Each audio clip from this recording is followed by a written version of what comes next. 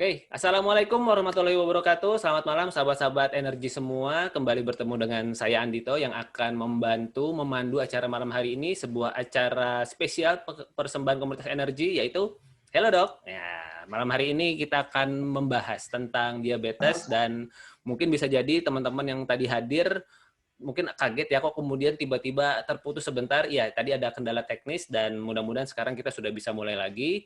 Dan silakan sahabat semua sambil kita menunggu Dokter Nana sampai dengan segenap ilmu dan pengalamannya, silakan. Saya mengajak sahabat semua untuk mengajak teman-temannya siapapun yang kemudian khususnya yang mungkin saat ini sedang mencari solusi atau saat ini sedang ingin tahu diabetes itu apa ya?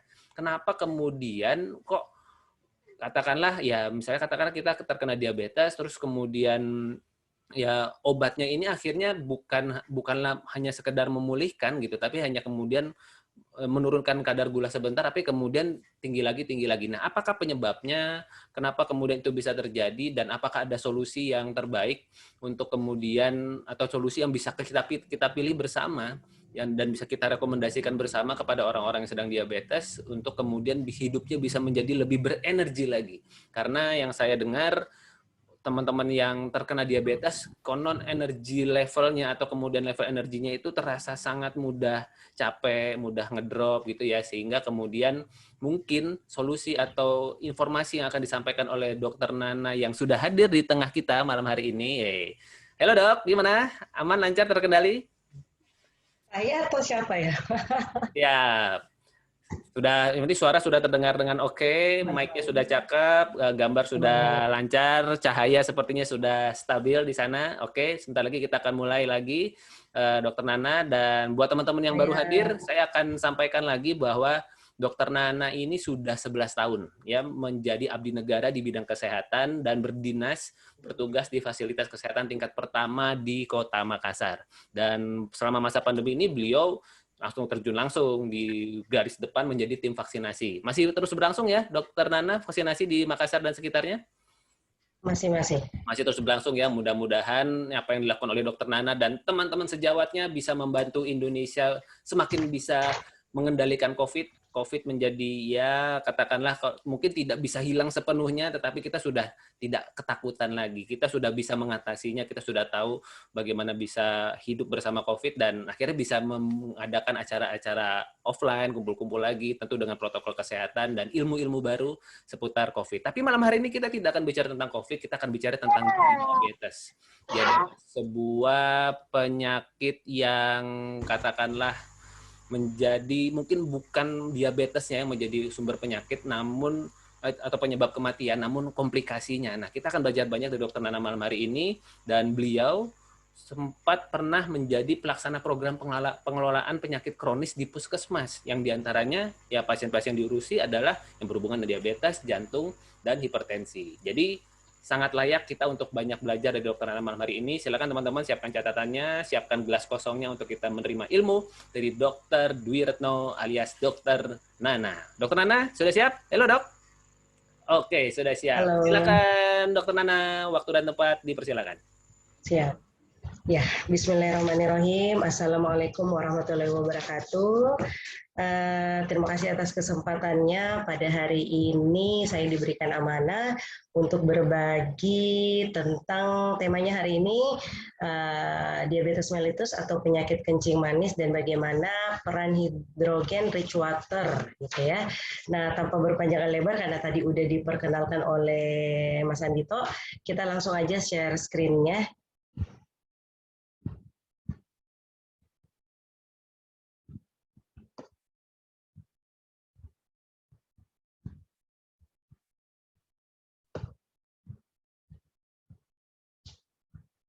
Oke, sip.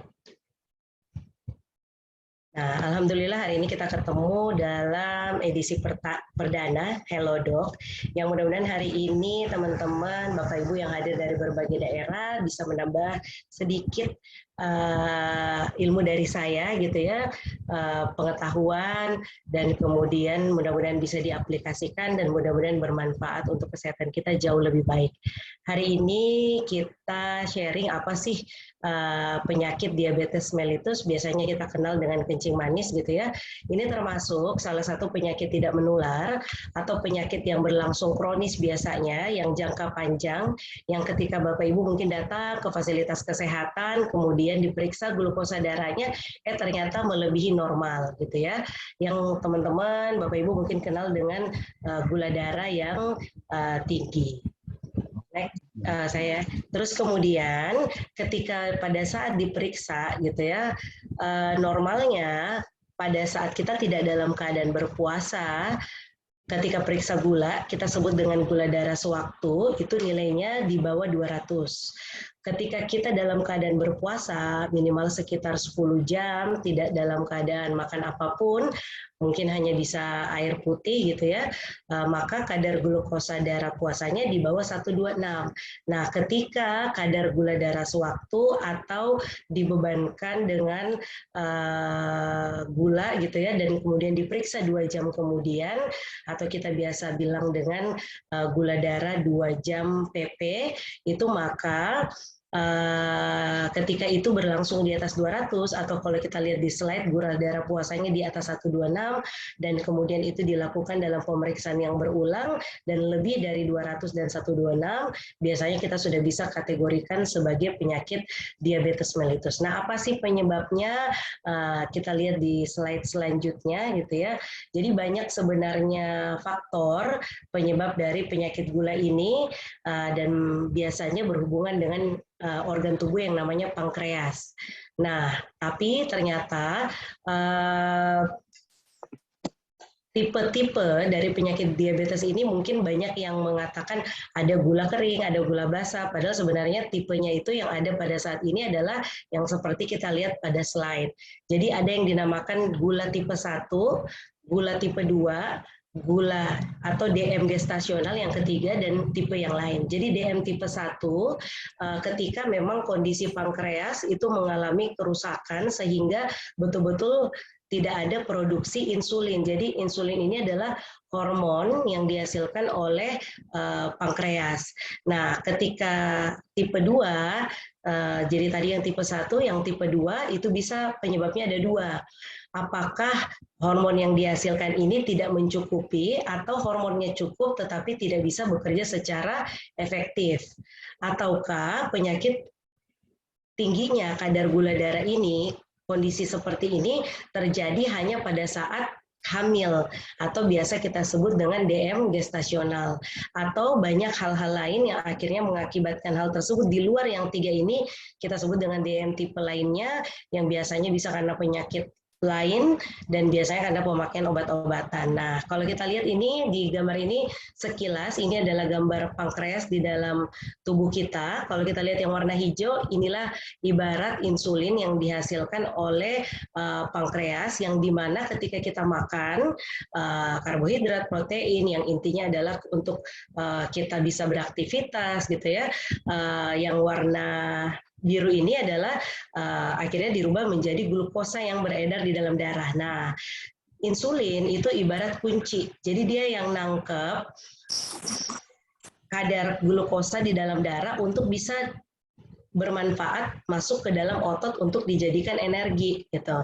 Nah, apa yang terjadi ketika yang paling banyak saat ini adalah penderita yang mungkin teman-teman ketika punya keluarga atau lagi share the water gitu ya, kemudian ketemu dengan orang-orang yang penyakit diabetes, rata-rata kebanyakan itu adalah tipe 2 gitu ya, yang dimana kalau bukan hasil hormon insulin yang diproduksi oleh pankreas tadi tidak banyak atau sedikit, ataukah produksinya banyak tetapi tidak bekerja maksimal sehingga glukosa yang beredar di dalam darah itu tidak bisa dimasukkan maksimal ke dalam otot, maka tadi Mas Adito bilang banyak yang biasanya keluhannya lemas gitu ya, makan tapi kok terjadi penurunan berat badan gitu ya, atau makan tetapi kok tidak ada energi karena tidak ada yang memasukkan ke dalam otot gitu. Sehingga akhirnya pada saat diperiksa kadar gula darahnya yang kita lihat yang warna biru akhirnya tinggi gitu. Nah, apa efeknya sebenarnya di populasi kita, terutama di Indonesia adalah kalau kita lihat slide ini, ya, penyakit diabetes mellitus termasuk penyakit tidak menular yang kalau kita lihat dari data terakhir tahun 2014 ini adalah ternyata dari 10 penyebab kematian tertinggi di Indonesia itu semuanya rata-rata adalah penyakit. Sehingga ini menjadi hal yang harus menjadi perhatian kita semua, bukan hanya masalah diabetes gitu ya, tetapi ternyata ya mungkin kalau kita lihat, kita ketemu dengan 10 orang ibarat kayak gitu ya mungkin 9-nya itu rata-rata meninggal karena sakit. Satunya apa? Satunya kalau kita lihat yang di nomor 8 ini yaitu karena kecelakaan. Artinya bagaimana kita tidak menjadi kondisi sebenarnya dari 9 penyakit ini, dan kita lihat 3 yang terbanyak dari bawah itu adalah stroke, itu sekitar 21,1%, penyakit jantung itu 12,9%, dan ternyata diabetes di tahun 2014 ini dia naik peringkat. Dulu tahun 2010 itu posisinya nomor 6. Nah, 4 tahun udah langsung loncat 3 peringkat, sekarang langsung di nomor 3 gitu. Dan kenapa diabetes menjadi hal yang sebenarnya sangat cukup menjadi perhatian, karena ternyata dia adalah faktor risiko terbesar untuk terjadinya penyakit jantung dan stroke malahan.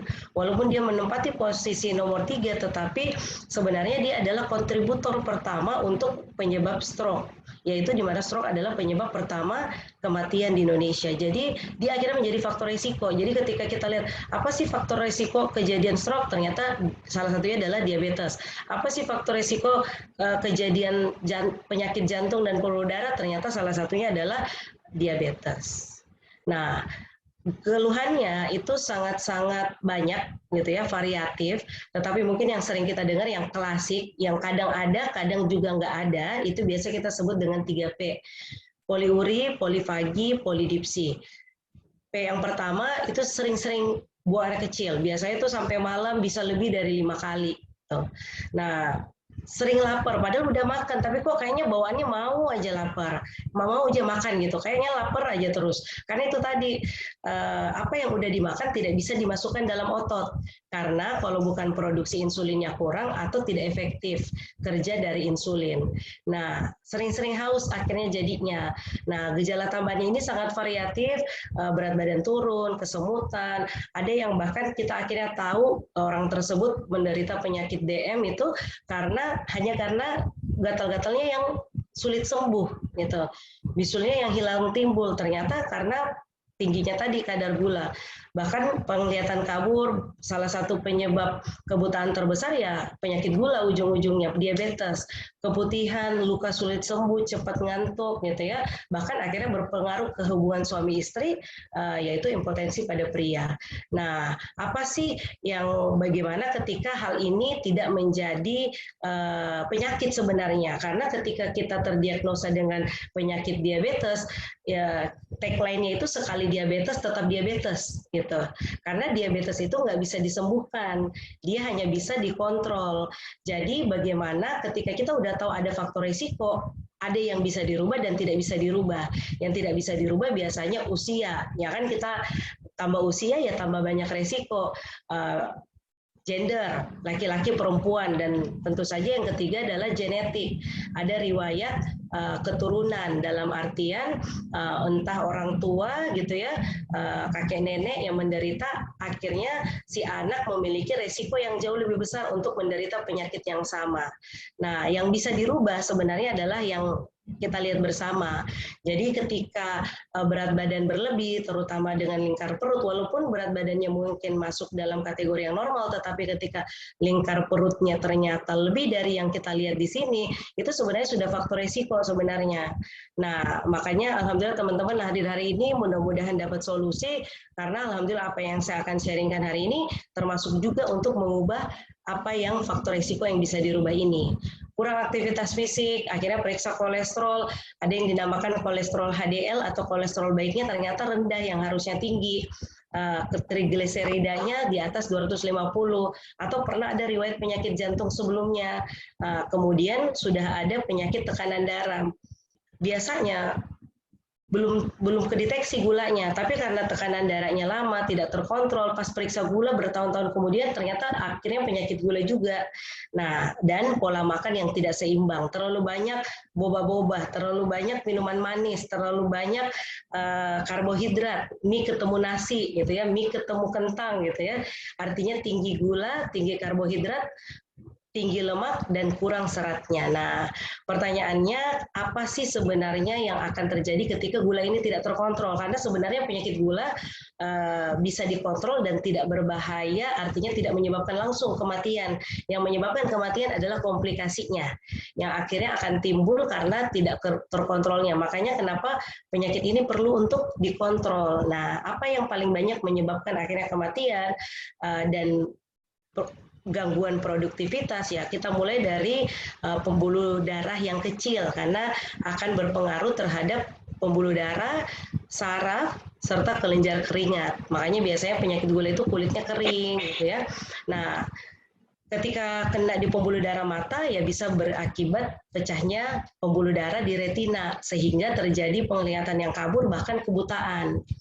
Nah, kemudian ketika terkena di pembuluh darah jantung, akhirnya mengakibatkan penyakit jantung dan pembuluh darah. Ketika kena di saraf dan bahkan pembuluh darah di daerah kaki, gitu ya, akhirnya dia kesemutan, kemudian tidak rasakan sakit, lalu tidak melihat ada luka, akhirnya lukanya lama-kelamaan menjadi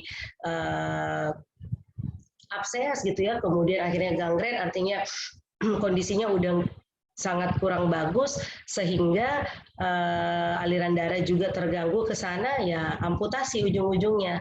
Dan akhirnya yang paling banyak orang takutkan mungkin adalah cuci darah karena berefek ke masalah di ginjal. Nah, apa yang harus dilakukan? Ini yang sebenarnya lebih penting. Bagaimana teman-teman ketika mungkin ada riwayat orang tua yang diabetes, bagaimana teman-teman tidak mengarah ke sana. Artinya ketika masuk dalam fase misalnya pradiabetes, sudah mendapati ketika periksa gula darahnya itu ternyata terganggu, maka ya pertama adalah cek yang rutin ketika punya keluarga yang ternyata ada riwayat diabetes, orang tua misalnya, atau ada tadi faktor risiko yang ternyata kita miliki. Nah, ketika sudah kena diabetes, apa sih yang harus dilakukan? Yang pertama adalah sering cek sebenarnya, gitu ya. Kemudian ikut konselingnya, mengatur pola makan, olahraga, konsumsi obat, dan lakukan latihan fisik yang teratur gitu ya. Nah, kalau kita bicara tentang olahraga misalnya, teknisnya adalah minimal 2,5 jam seminggu. Jadi nggak ada cerita satu kali aja seminggu gitu. Jadi ketika teman-teman mengambil misalnya ada keluarga nih yang menderita diabetes, mau olahraga minimal 30 menit gitu dengan intensitas yang tinggi ke sedang. Indikatornya itu adalah dari denyut jantung di atas 100. Jadi kalau misalnya ternyata dengan kondisi atau usia yang akhirnya tidak memungkinkan untuk intensitas sedang tinggi, boleh intensitas rendah tapi mungkin dinaikkan menjadi 3 jam sampai 4 jam olahraganya. Terus kemudian dengan pola makan tinggi serat, rendah lemak, kurangin manis-manis, rendah kalori gitu ya, dan kemudian konsumsi obat teratur yang dimana kita gampang omong, tetapi ternyata pada saat pelaksanaannya itu tidak gampang. Nah, hari ini teman-teman kita akan sharing gitu ya, salah satu solusi yang mudah yang mendampingi solusi yang mungkin udah dijelaskan oleh para tenaga kesehatan maupun dokter Bapak Ibu gitu ya, yang tadi udah saya sampaikan, tetapi malah menambah efektivitas dari pengobatan yang kita lakukan. Karena pengobatan yang tadi saya sampaikan, apa-apa yang harus kita lakukan, pada kenyataannya adalah ada suatu penelitian yang mengatakan ketika kita melakukan ini semua, terutama ketika kita bahas tentang pengaturan pola makan serta konsumsi obat, ternyata hanya sekitar 40-50% yang melakukannya rutin seumur hidup. Sisanya ya 50% yang lain, yaitu yang tidak melakukan bahkan putus obat. Apalagi ketika kita pengen melakukan hal itu seperti 20-30% itu yang rutin minum obat. Kalau saya nggak salah yang 20-30% yang rutin minum obat, olahraga yang 40-50% tadi dengan pengaturan pola makan. Artinya apa? Sangat sedikit orang yang akhirnya bisa melakukan pencegahan dan bahkan ketika sudah terdiagnosis DM bisa mengatur pola yang tadi harusnya udah dijalankan gitu ya. Karena kenyataannya tidak mudah minum obat teratur, yang sebelumnya tidak rutin olahraga karena udah nggak kebiasaan, yang udah makanannya berantakan, mau mengatur pola makan itu butuh waktu juga. Maka hari ini mungkin bagi teman-teman yang udah mungkin udah rasakan manfaatnya, bahkan udah miliki mesinnya, gimana sih peran dari mesin yang ada di rumah teman-teman ataupun yang udah rutin minum air gitu ya, rasakan dari hidrogen rich water. Kalau ditanya jurnal sebenarnya sangat banyak sekali gitu ya. Kita hanya sharing sekitar 3 hari ini. Yang pertama ini di tahun 2008 itu bagaimana peran dari air hidrogen ini terhadap pengaturan kadar gula darah. Kita lihat di sini sama-sama. Jadi ini jurnal tahun 2008 Nutrition Research gitu ya. Jadi artinya adalah suplementasi air kaya hidrogen atau kita sebut nanti dengan HRW. Jadi air kaya hidrogen untuk memperbaiki metabolisme lemak dan gula darah pada pasien dengan diabetes tipe 2. Tadi kita udah sharing tentang diabetes tipe 2 dan pada pasien-pasien yang belum terdeteksi gula tetapi gula darahnya udah terganggu gitu ya. Bagi yang tadi udah punya faktor risiko gitu, segera cek.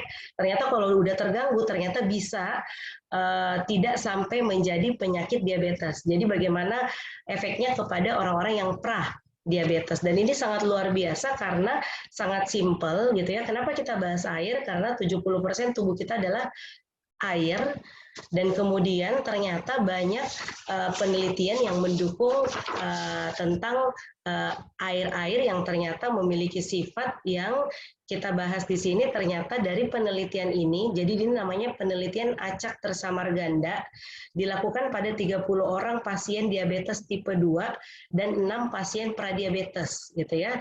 Kemudian diberikan hanya 900 ml air kaya hidrogen selama 8 minggu.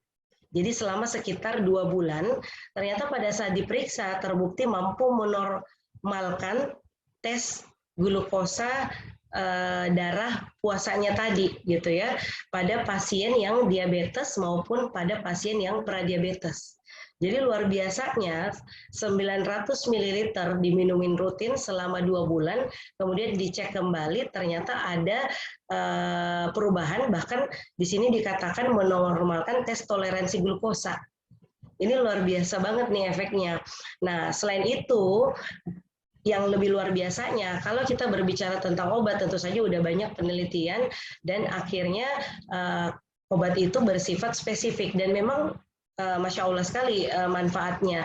Tetapi ketika misalnya penyakit tersebut disertai dengan penyakit-penyakit yang lain, maka obatnya juga akan bertambah. Nah, uniknya ternyata hidrogen rich water ini dari penelitian ini selain mampu menormalkan tadi tes toleransi glukosa, ternyata mampu menurunkan kolesterol jahat. Jadi glukosanya dapat gitu ya hasilnya, kemudian ternyata menurunkan juga kolesterol jahat, bahkan menurunkan kadar asam lemak bebas, dan yang lebih pentingnya lagi ternyata air ini mampu meningkatkan kadar antioksidan. Karena ternyata 3 penyakit tadi, stroke, diabetes, dan jantung, itu semua rata-rata penyakit-penyakit berat itu karena radikal bebas. Itu ujung-ujungnya karena ternyata radikal bebas, sehingga kesimpulannya adalah suplementasi air kaya hidrogen memberikan efek yang bermanfaat pada pencegahan. Ini yang luar biasa Bapak Ibu, bagaimana kita mencegah gitu ya, karena kita sama-sama pelajari pencegahan jauh lebih baik daripada pengobatan. Jadi pencegahan diabetes tipe 2 atau orang-orang yang insulinnya udah nggak bekerja maksimal, yang kita sebut tadi dengan pradiabetes. Nah, ini juga ada, ini tahun yang terbaru lagi, 2020. gitu ya. Bagaimana efeknya dari 24 minggu. Jadi kalau yang tadi 8 minggu, ini 24 minggu. Jadi di sini disebutkan bahwa pemberian yang sama, HRW, high concentration air kaya hidrogen, ternyata bisa jadi modalitas untuk menurunkan faktor resiko yang biasanya terjadi pada diabetes, yaitu biasanya ditemani dengan peningkatan kadar lemak darah gitu ya, dan biasanya ini juga berpengaruh pada pembuluh darah. Jadi pada di sini disebutkan ternyata pada saat diperiksa terjadi penurunan pada kolesterol di dalam darah dan pada kadar glukosa yang kadar glukosa rata-rata. Biasanya kita sebut dengan HbA1c yang untuk menentukan kadar glukosa 3 bulan terakhir.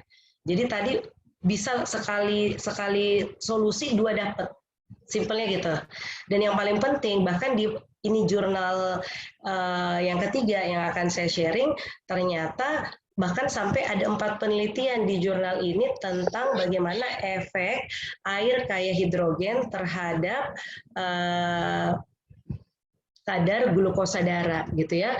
Jadi kalau tadi ada yang 2 minggu, tadinya ada lagi yang 8 minggu yang pertama, terus kemudian yang kedua 24 minggu. Di penelitian di sini ada 4 penelitian bahkan. Saya sharing satu aja gitu ya. Nanti gampang, sisa hubungin pengundangnya, nanti di searching, dikirimin lewat email, WA, yang jurnal yang lebih lengkap gitu ya. Kita akan bagi kok, nggak ada yang ditutup-tutupin, semuanya dapat gitu ya. Nah, di sini disebutkan, jadi penelitian di Shanghai Journal of Protective Medicine tahun 2001, pemberian air kaya hidrogen 3-6 bulan. Jadi kalau yang tadi 2 bulan, 8 minggu, 24 minggu, ini 3-6 bulan, ternyata diperiksa lagi nih kadar glukosa darahnya itu menurun ternyata secara bermakna. Dan ternyata sama lagi, bahkan di sini ada tambahan tekanan darah juga turun secara signifikan. Jadi satu solusi 3 dapat. Dan ternyata banyak jurnal yang lain menuliskan sekitar 170 penyakit dari air kaya hidrogen ini. Nah, manfaat sebenarnya dari air kaya hidrogen ini pada dasarnya terutama di masa pandemi adalah level antioksidannya yang teman-teman bisa dapat ketika teman-teman bisa konsumsi rutin di depan mesin. Makanya teman-teman nanti tadi saya alhamdulillah punya sekitar 3 mesin di kantor, kita ukur masing-masing kadar level antioksidannya ternyata memang luar biasa. Jadi ketika teman-teman yang misalnya di sini baru mengkonsumsinya dari kemasan-kemasan, belum fresh dari mesin, kemudian pengen mengkonsumsi fresh dari mesin, pastikan teman-teman memilih yang paling banyak platnya, sehingga kadar antioksidannya yang terbaik, sehingga efeknya baik untuk penyakit gula maupun penyakit yang lainnya bisa maksimal. Seperti itu mungkin sharing saya pada hari ini. Mas Andito mungkin lebih seru nanti di sesi pertanyaan. Mudah-mudahan bermanfaat. Assalamualaikum warahmatullahi wabarakatuh. Waalaikumsalam warahmatullahi wabarakatuh. Aplaus dulu dong buat Dokter Nana. Wah, terima kasih banyak Dok malam hari ini. Banyak banget ya sahabat semua ya ilmu yang disampaikan oleh Dokter Nana. Karena apa yang disampaikan beliau terkait dengan air kaya hidrogen atau hydrogen rich water ini disampaikan berdasarkan jurnal kesehatan yang sangat valid ya Dok Nana ya, artinya sudah teruji, sudah merupakan ibaratnya kalau di dunia kesehatan itu ya kalau mau ditanyakan ibaratnya jurnalnya ada nggak gitu ya. Nah, ternyata jurnal tentang hydrogen rich water atau air kayak hidrogen ini betul-betul sangat luar biasa. Sahabat semua, silakan kalau ada yang mau ditanyakan, kita buka sesi tanya jawab untuk sekitar 15 menit ke depan ya, Dokter Nana ya. Silakan kalau ada yang mau ditanyakan, silakan sampaikan di kolom chatting, atau mungkin ada yang mau langsung bertanya langsung ke Dokter Nana, silakan Anda raise hand, nanti akan kita undang untuk kemudian bisa open mic. Silakan. Nah, sambil menunggu pertanyaan datang, ini tadi kan Dok Nana membahas tentang hydrogen rich water ya, Dokter Nana ya. Kalau mungkin buat teman-teman di sini yang mungkin ada keluarganya yang sedang diabetes, atau mungkin dirinya yang sedang mengalami diabetes, atau ada tetangganya dan sebagainya, ketika kita sudah ketemu sama hydrogen rich water ini, itu aturan minumnya seperti gimana sih Dok? Apakah seperti air biasa, atau kemudian harus di jam-jam tertentu, atau bagaimana Dok Nana? Mungkin bisa diberikan petunjuk minumnya kalau sampai kemudian kita bisa mengakses hydrogen rich water. Silakan Dok. Makasih banyak Mas Andito. Jadi ketika teman-teman misalnya pun udah punya pabriknya gitu ya, ataupun teman-teman masih dalam konsumsi dari kemasan, poin pentingnya adalah teman-teman cari mudahnya. Supaya apa? Karena yang paling penting dari segi pencegahan maupun dari segi pengobatan adalah bagaimana itu berlangsung untuk jangka panjang. Sehingga poinnya adalah kita minum tiap saat. Artinya dia bukan sebagai obat yang kita ketika sakit baru minum atau sekali-sekali aja. Tetapi memang betul-betul mengkonsumsi sebagai kebutuhan hidup. Seperti pada dasarnya kita minum air sehari-hari gitu. Nah, cuman poinnya ketika orang nggak tahu ilmunya gitu ya, hanya sekedar minum ataupun kita cuma minum air biasa pun di rumah ketika kita tidak terhidrasi secara maksimal, efeknya lagi yang lain adalah dehidrasi. Maka yang kita lakukan adalah konsumsi dengan cara yang benar sesuai berat badan. Gampangnya 50 cc per kilogram berat badan. Jadi kalau berat badan sekitar 60 kilo, berarti sekitar 3 liter, seperti itu. Terus kemudian teman-teman bisa start bagi yang baru, misalnya kita mulai dari pH yang terendah supaya pelan-pelan bisa menetralkan kelebihan asam. Karena kalau misalnya tubuh kita terlalu asam, kemudian langsung dinetralisir, biasanya ada namanya proses detoksifikasi yang bagi beberapa orang mungkin kaget kalau tidak bertahap. Jadi teman-teman bisa pilih sesuai dengan kondisi tubuh, bisa dimulai dari start 8,5, apakah bisa 9 ataupun 9,5. Nanti diaturin oleh para pengundang Bapak Ibu. Biasanya sih saya saranin, karena biasanya penyakit diabetes mellitus ini penyakit kronis, bukan tiba-tiba langsung sakit gitu ya, tetapi prosesnya udah berlangsung lama, tahunan baru kemudian terdeteksi.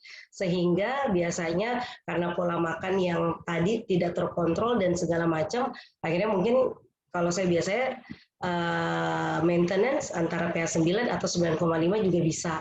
Nah, kemudian yang paling penting adalah selain ukurannya, selain pH-nya, bagaimana teman-teman bisa menetralisir efek yang kurang bagus dari segi banyaknya radikal bebas yang kita bisa temui di era seperti sekarang ini. Maka antioksidanlah yang kita butuhkan, dan ini bisa kita dapatkan ketika kita minumnya yang fresh, yang ketika kadar antioksidan masih sangat terjaga. Nah, kita ada kayaknya satu pertanyaan Mas Andito dari Pak Hasanuddin. Betul. Tadi saya lihat dari Wajo kalau saya nggak salah. Gimana kalau ada keluarga yang kena penyakit diabetes, sedang luka gitu ya, luka diabetes, kemudian sudah bernanah, mungkin bagaimana diterapi dengan air kangen water. Jadi Pak Hasanuddin,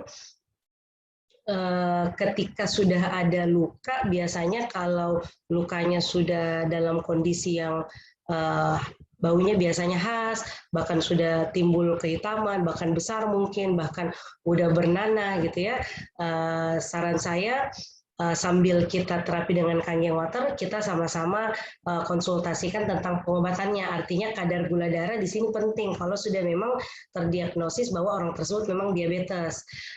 Bagaimana kalau dengan air kanggeng? Jadi ketika konsumsi obat, minum air kanggeng gitu ya. Ketika tadi berat badannya misalnya berapa kilo gitu ya, misalnya 60 kilo kalikan dengan 50. Dan Pak Hasanuddin bisa terapi mulai dari pH 8,5, nanti perlahan-lahan dinaikin sampai kalau saya dengan kondisi begini boleh kasih sampai pH 9,5. Nanti bertahapnya bisa selang 2 minggu, selang 1 bulan baru dinaikin pH-nya. Lalu untuk masalah di lukanya bisa kita gunakan dengan pH 2,5 untuk percepatan penyembuhan lukanya, di mana berfungsi sebagai bisa mematikan kuman dan mempercepat tertutupnya luka yang terbuka, serta yang nanah tadi bisa lebih cepat terserap. Jadi dia rawat luka dengan kompres basah biasanya kalau sudah bernanah. Tetapi poin paling penting adalah kalau belum biasa rawat luka, kerjasama aja dengan mungkin perawat-rawat luka gitu ya, yang sehingga ketika rendam, ketika disemprot, semuanya bisa pakai 2,5. Dan biasanya ketika kita sambil terapi dengan konsumsi air minum, artinya metabolisme berjalan dengan baik, kadar gula darah lebih terkontrol, kemudian proses penyembuhannya lukanya bisa jauh lebih cepat. Yang saya alamin adalah selama 5 tahun, alhamdulillah beberapa ya lumayanlah pasien yang kita bantu, terutama yang luka-luka yang mau pos amputasi maupun sebelum amputasi itu cepat banget. Biasanya kalau kontrol dulu-dulu itu butuh waktu 3-6 bulan, paling cepat 2 bulan, ini kita bisa percepat menjadi sebulan. Yang penting tadi betul-betul dimaksimalkan freshnya, naik ke 9,5 dan usahakan betul-betul minum dengan cara yang benar sesuai berat badan dan tidak lama airnya tersimpan di rumah ketika masih minum dalam kemasan. Seperti itu. Baik dok, terima kasih. Pak Hasanuddin, sudah cukup jelas? Ya sudah, hampir sudah dengar tadi. Siap, Pak Hasanuddin semoga bisa terbantu ya. Kalau ada yang mau lebih bagus kalau Pak Hasanuddin nanti bisa foto before and after, sebelum dan sesudah. Jadi Pak Hasanuddin bisa punya testimoni sehingga bisa lebih banyak lagi membantu banyak orang di luar sana yang kalau kita bayangkan Pak Hasanuddin ketika dia tidak jadi diamputasi, betapa banyak kebahagiaan hidup yang kita bisa selamatkan gitu ya. Produktivitas lancar, tidak memberatkan keluarga, pengeluaran pasti jauh lebih murah. Maka sebenarnya ketika pun kita memiliki mesin Kangen Water, itu sebenarnya suatu investasi karena ketika terkena penyakit, sudah diamputasi, akhirnya berobat rutin, bahkan sampai cuci darah dan segala macam, malah itu jauh lebih mahal dibandingkan investasi yang kita keluarkan di depan. Ya. Baik Pak Hasanuddin, terima kasih untuk pertanyaannya ya Pak. Ya, terima kasih. Ya. Kalau ada masih mau ditanyakan, boleh nanti ditulis di kolom chatting, dan kita masih punya waktu sekitar 5 menit.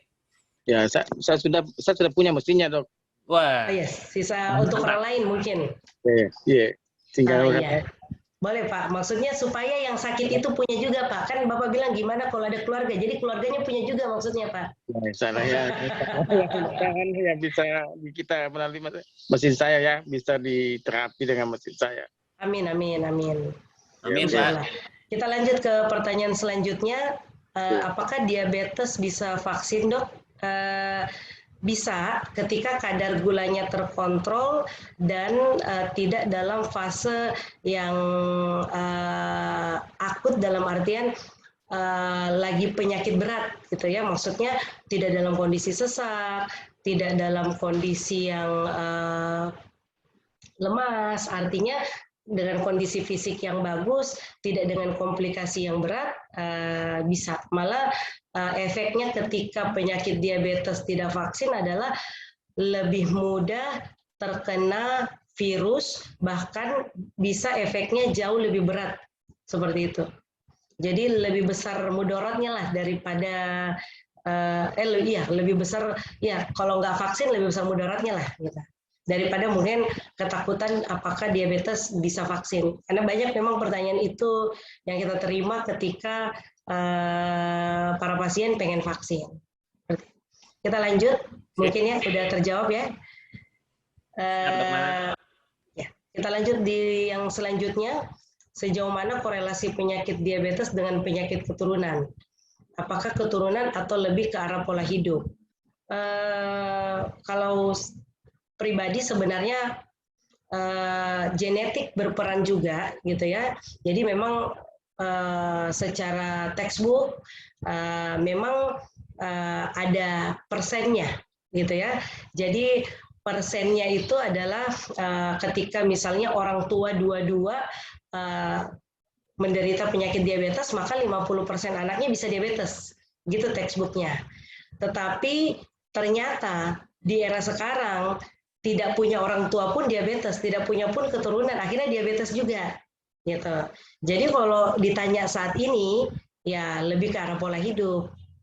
Karena ketika pun ada genetik, tapi kita udah sadar, maka kenapa pencegahan, edukasi, penyampaian seperti ini jauh lebih bermanfaat. Supaya ketika kita dari awal, sebelum umur 40 lebih baik lagi, udah tahu bahwa orang tua kita ada riwayat, ya kita olahraga dari sekarang, atur pola makan, konsumsi air kanggeng dari sekarang, supaya apa? Tidak jatuh ke penyakitnya. Jadi pencegahannya. Karena pola hidup yang buruk yang banyak orang lakukan saat ini, itulah yang akhirnya tidak hanya diabetes, kolesterol, tekanan darah tinggi gitu ya. Apalagi saya selama vaksin di berbagai lokasi 8 bulan terakhir ya, mulai bulan 2, itu kalau diabetes kan kita harus periksa gula dulu baru tahu. Tapi kalau kita vaksin kan kita harus ukur tekanan darah. Itu banyak banget usia-usia 20-an, 30-an udah tekanan darah tinggi semua. Pola hidup yang tidak mudah dirubah, tetapi pola pergantian air, artinya hanya mengganti air putih kita menjadi jauh lebih sehat, tentu saja jauh lebih mudah. Kita lanjut satu lagi, mantap, baru mantap, mungkin Dok. udah tutup. Satu lagi baru sudah tutup mungkin ya. Oke. Atau masih lanjut? Kita masih punya waktu 3 menit, tapi silakan dijawab dulu dari Kak Agung Sahari ini. Bagaimana kalau minum obat, dokter? Apa minum obat gula dengan air kangen itu apakah ada jedanya atau bagaimana? Karena kadang-kadang mungkin ketika sedang diabetes, sedang masih minum obat-obatan, bagaimana protokolnya atau aturannya kalau misalnya minum air kanggeng atau air kayak hidrogen ini, Dok? Silakan. Ya. Jadi kalau saya pribadi, kalau ada literatur yang mengatakan bahwa obat akhirnya tidak berfungsi dengan air alkalin, barulah saya bisa mengatakan nggak bisa gitu. Tetapi kalau sampai belum dapat bahwa itu tidak bisa, saya tetap lebih memilih bagaimana air kanggeng betul-betul kita bisa minum dengan jumlah yang cukup. Karena kenapa ini bisa menjadi solusi gitu ya untuk pengaturan, kalau kita bahas hari ini, kadar gula darah ataupun luar biasanya banyak penyakit yang lain, karena solusi ini paling simple. Jadi kalau dia dibuat ribet, biasanya ketakutan saya akhirnya orang jadi tidak teratur minum.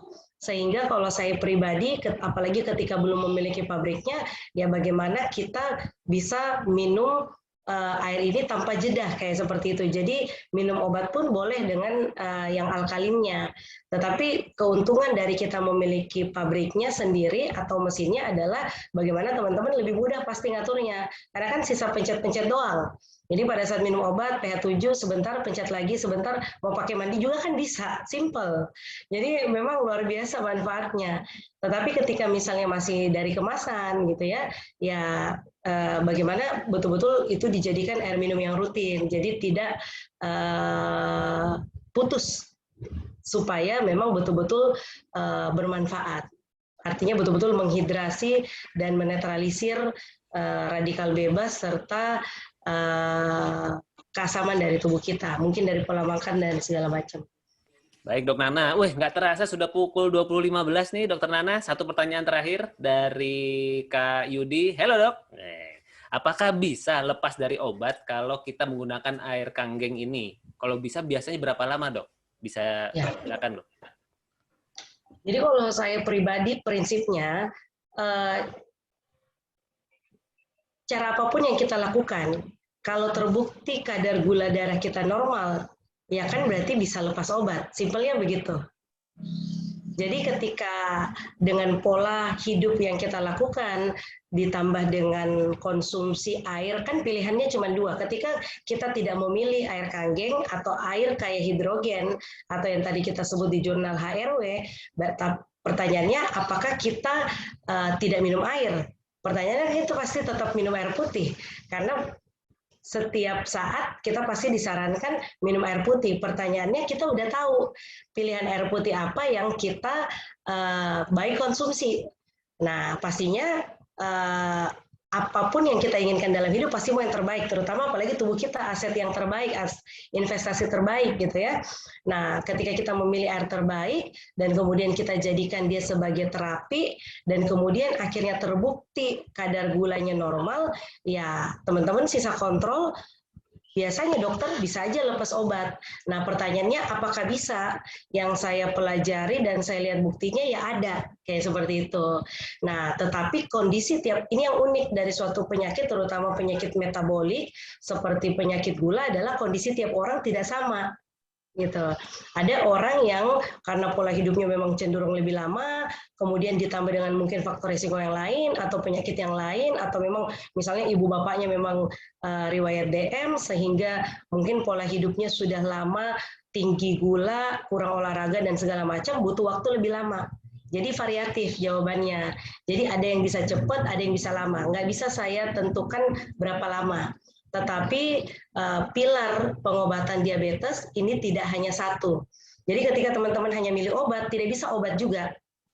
Gitu. Artinya pasti akan dikombinasi dengan yang lain. Begitu juga halnya dengan ketika kita pilih air kanggeng, tidak bisa berdiri sendiri. Teman-teman juga harus atur pola makan. Misalnya, saya minum kanggeng, tapi saya sembarang aja deh makan. Ya kagak bisa juga gitu. Jadi memang dalam pengobatan diabetes bahkan kita sebutkan ada 5 pilar. Jadi semua tetap dilakukan seimbang. Cuman pertanyaannya apakah pilar-pilar yang lain dilakukan dan apakah itu mudah dilakukan dan apakah kita lakukannya itu bisa dalam jangka panjang.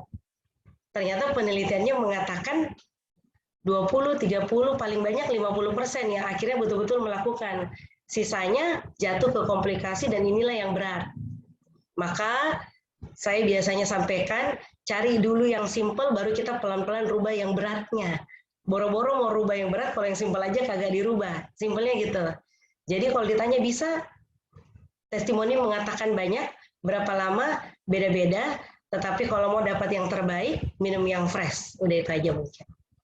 Oke, aplaus dulu dong buat Dokter Nana untuk ilmunya malam hari ini. Wah, dapat banyak insight luar biasa ya sahabat semua mengenai diabetes secara keseluruhan, secara lebih lengkap dan juga ternyata bagaimana cara yang paling sederhana, sebagaimana tadi Dokter Nana sampaikan, mengganti air dari air yang mungkin sehari-hari kita minum menjadi air yang kaya hidrogen, ternyata sangat bisa membantu siapapun yang sedang terkena diabetes. Ya mungkin dari sisi durasi waktu untuk kemudian kepulihan dan sebagainya, tergantung ya dok ya, tergantung kemudian seberapa banyak minumnya, seberapa rutin minumnya, seberapa segar minumnya. Jadi sahabat semua tentu apa-apa yang disampaikan oleh Dokter Nana malam hari ini adalah sebuah hal yang mudah-mudahan bisa memberikan pencerahan buat teman-teman semua, khususnya baik yang mungkin saat ini sudah memiliki mesin atau pabrik yang tadi disebut-sebut oleh Dokter Nana, pabrik penghasil air hidrogen, ataupun mungkin belum memiliki. Apapun kondisinya, pastikan teman-teman yang ingin lebih terbantu diabetesnya, yuk kita mulai dari cara yang paling sederhana, yaitu dengan mengganti air minum kita sehari-hari dengan air kayak hidrogen. Tadi yang dijelaskan Dokter Nana sudah luar biasa, berdasarkan jurnal dan juga berdasarkan pengalaman beliau membantu begitu banyak pasien terbantu kesehatannya. Sahabat semua, bagaimana? Seru acara malam hari ini? Acara Hello Doc bersama Komunitas Energi? Kalau seru, boleh mungkin tuliskan di kolom chatting apa yang teman-teman paling dapat di acara malam hari ini. Dan kabar baiknya, acara Hello Doc ini akan hadir lagi di bulan depan, di pekan kedua, dengan tema yang tidak kalah menarik, yaitu tentang kehamilan ya, bersama pakarnya tentu yang sudah membantu banyak sekali kelahiran di dunia ini. Siapa namanya, siapa narasumbernya, pastikan sahabat semua standby. Mungkin ada yang sedang, keluarganya sedang hamil, atau mungkin Anda sedang hamil, atau mungkin ada tetangga yang sedang hamil dan kemudian ingin mendapatkan sebuah petunjuk-petunjuk atau solusi-solusi yang kemudian bisa mempermudah proses kehamilan dan kelahiran yang lebih baik lagi, apa yang terapinya dan sebagainya. Kita akan bahaskan secara detail di bulan depan di acara ini, acara Hello Doc bersama Komunitas Energi. Karena itu Dokter Nana, malam hari ini kami mengucapkan banyak terima kasih. Aplaus dulu sekali lagi buat Dokter Nana. Terima kasih Dok untuk ilmu dan energinya malam hari ini. Semoga menjadi keberkahan luar biasa untuk Dokter Nana, untuk keluarganya, dan untuk apa yang Dokter Nana lakukan ke depan. Karena di dalam masa pandemi ini, tenaga kesehatan itu sangat luar biasa perannya. luar biasa, terutama dalam melakukan proses vaksinasi. Baik sahabat semua, terima kasih atas kehadirannya malam hari ini. Semoga kita semua dikaruniakan kesehatan. Semoga acara Hello Dok malam hari ini memberikan sebuah kekayaan tersendiri buat teman-teman. Dan yuk, bagi yang sedang mengalami diabetes, kita langsung rubah air minumnya. Bagilah ada sahabat-sahabat yang sedang mengalami diabetes, sampaikan solusi ini seluas-luasnya agar semakin banyak yang terbantu, Indonesia semakin sehat, dan kemudian negara kita pun semakin kuat. Baik, saya Andito dari Komunitas Energi. Mohon maaf atas segala kekurangan. Sampai kita ketemu lagi di acara Hello Doc di sesi-sesi bulan selanjutnya. Terima kasih. Assalamualaikum warahmatullahi wabarakatuh. Selamat malam sahabat semua. Ketemu sehat-sehat. Selamat malam, thank you. Saya lagi terima kasih Dokter Nana. Terima kasih Dokter Gibrina. Sehat-sehat semuanya. Mas Andi, Terima kasih semuanya, Bapak Ibu semua, thank you.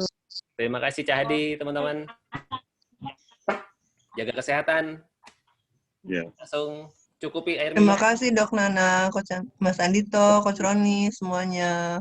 Assalamualaikum. Waalaikumsalam.